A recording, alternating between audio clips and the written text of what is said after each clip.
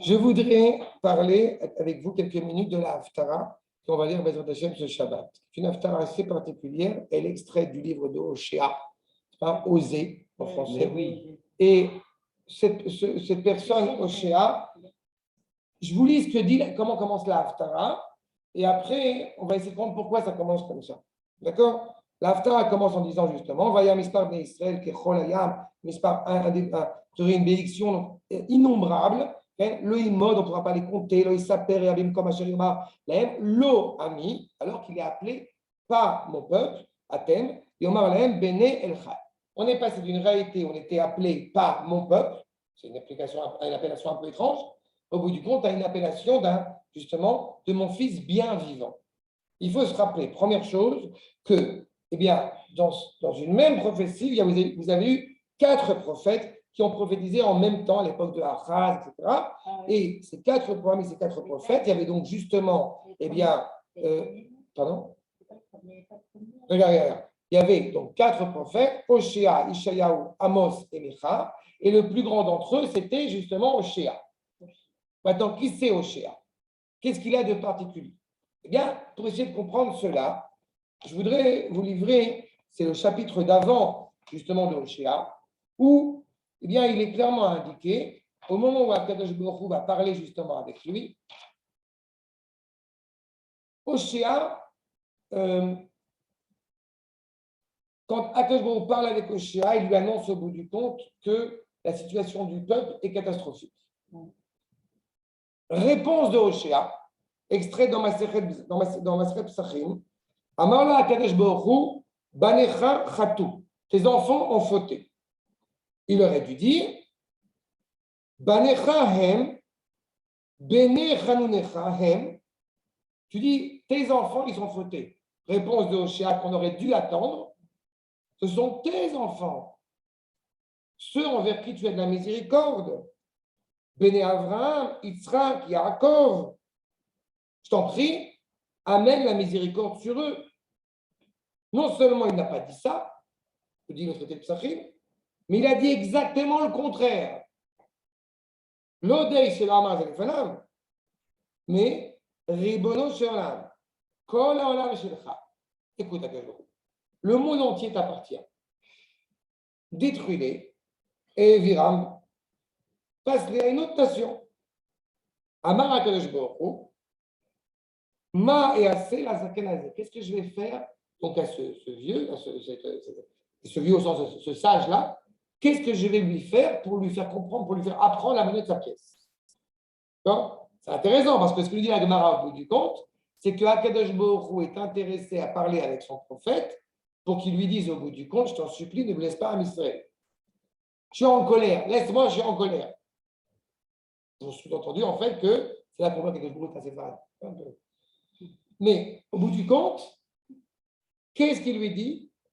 Amarlo, c'est ça qu'on voit au début de l'Aftara, va prendre car Ishazona, va prendre une femme donc prostituée, et Olidra Banim Zdonim, et met des enfants au bout du compte, des enfants de prostituées. Ve'achakar, et après cela, lui dit clairement, Shalcha Me'al Panecha, renvoie-la. Avec la difficulté, évidemment, ce que ça veut dire de renvoyer la mère de tes enfants vers une femme qui a déjà pris une femme. Est-ce que c'est vrai, est-ce que c'est une image? Le fond, je pense, c'est très important. S'il peut renvoyer sa femme, moi aussi je vais renvoyer Israël. Évidemment, quand il est arrivé à ça, au bout du compte, aux oreilles de Hoshea, il a demandé clairement la miséricorde pour annuler au bout du compte ce décret. À partir de ce moment-là, comment justement notre Haftara? Les 2 enfants, je veux te dire qu'ils s'appelaient comment? L'Oruchma et l'Ohami. C'est même pas un peuple étranger. Tu n'es pas mon fils. Vous voyez cette phrase? Tu n'es pas mon fils. Non, c'est pas drôle. Mais c'est quand il appelle ses enfants, tu n'es pas mon fils, tu n'es pas mon peuple, c'est pas au bout du compte, tu es un étranger. Il y a une vraie colère. Mais cette colère, encore une fois, elle est d'abord motivée pour nous encourager à, encore une fois, énoncer du mérite sur notre peuple malgré les difficultés, malgré les déboires. Il y a une nuance très mince entre avoir une critique sur ce qui se passe en Israël et le fait, au bout du compte, malheureusement, de sortir tout son venin qu'on aurait à l'égard de la population israélienne, à l'égard de l'État d'Israël. Ça, c'est l'israélien type. On peut avoir une bicorette. L'israélien moyen. Même la bicorette, tu comprends bien que... Mais tu comprends aussi que la bicorette par rapport à un gouvernement, par rapport à n'importe quoi, elle doit aussi s'enquérir, être rattachée à des actes. On ne peut pas, au bout du compte, être un râleur de salon et au bout du compte, passer son temps à vilipender tout ce qui se passe dans l'État sans, au bout du compte, réagir, sans dire, au bout du compte, qu'est-ce qu'on fait? On enseigne, on parle, on agit, on manifeste, on monte sur le rabat, peu importe ce que c'est. Parce que justement, parce qu'on aime Israël, donc on est embarqué dedans. Et je voudrais vous dire simplement un détail qui m'a paru profondément émouvant, c'est qu'il y a un verset dans notre Haftarah, justement par la suite, parce qu'avec tout cela, comme Oshéa a compris, j'ai envie de dire, la monnaie de sa pièce, il a compris que ta critique, malgré tous les déboires, était malvenue si tu n'es pas d'abord animé volontairement par l'amour d'Israël inconditionnel. Et quand il a compris cela, évidemment, il y a une annonce de la délivrance d'Israël.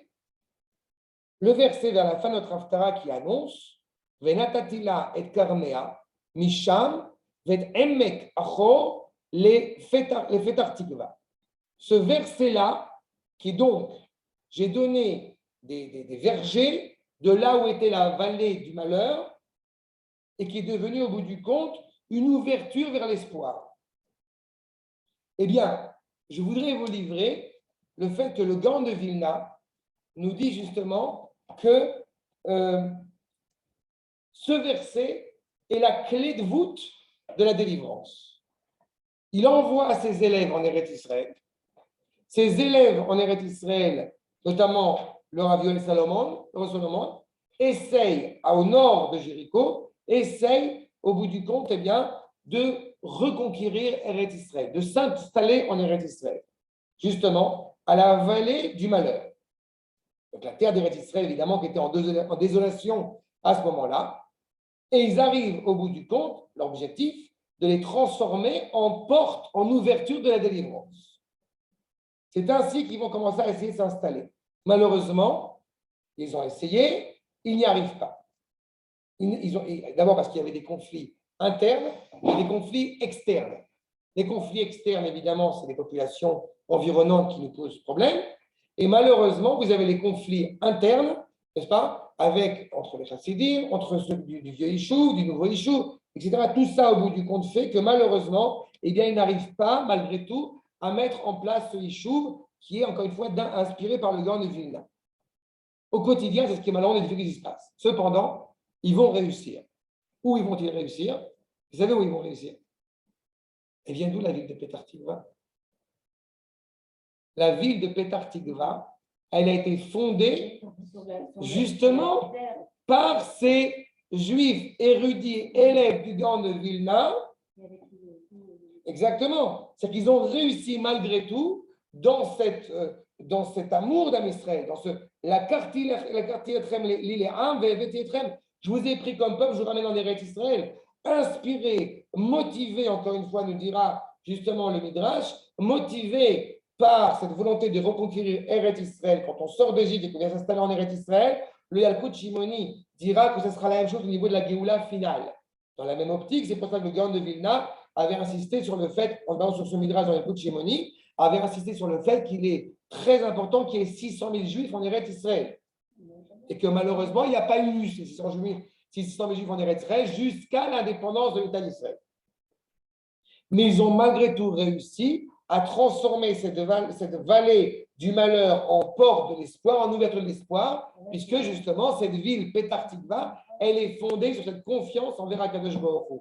Ça veut dire que vous n'avez jamais conscience, je dis vous, nous n'avons jamais conscience réellement de la valeur et de l'implication des actes que nous amenons, que nous faisons, malgré tous les déboires que Israël peut traverser. Il ne faut pas perdre le cap.